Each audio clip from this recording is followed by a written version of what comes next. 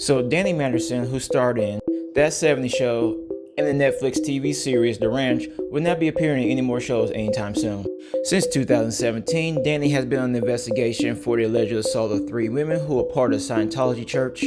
in which the women have said the assault occurred between 2001 and 2003. Now, his trial has started on October 19th of 2022 and just recently ended on May 31st, 2023. And throughout the trial, the judge had made every effort to focus more on allegations and not on the church itself. Since the allegation that came out, his career went down the drain, where he was let go from the Netflix TV series The Ranch, and the United Talent agencies had cut ties with him, even though they represented him for the past 20 years. Now, during the time these allegations were going around, two of the four women actually came forward because they felt that they needed to be heard, and they want people to know about their story. Chrissy Bixler was the first person to speak about the incident, saying that she could not remain silent much longer, so she told her story about what actually happened, where she said Danny invited her over for a drink, and shortly afterwards don't remember if she passed out or not, but she woke up, he was actually assaulting her. Shortly after Chrissy came out with her story publicly, Bobette Rialis also came out publicly with her story, saying that Danny assaulted her multiple times throughout their 6-year relationship.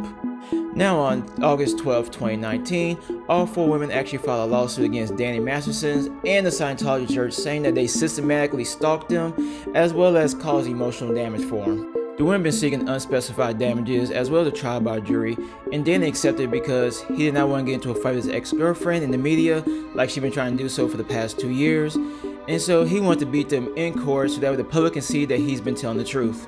And he also stated that once the case gets thrown out, he plans on suing them and everybody else that jumped in the bandwagon for all the damages that caused him and his family. So on October 18, 2022, his trial began, and each one was dubbed as Jane Doe 1, 2, 3, and 4 because for some reason they wanted to reveal their identities.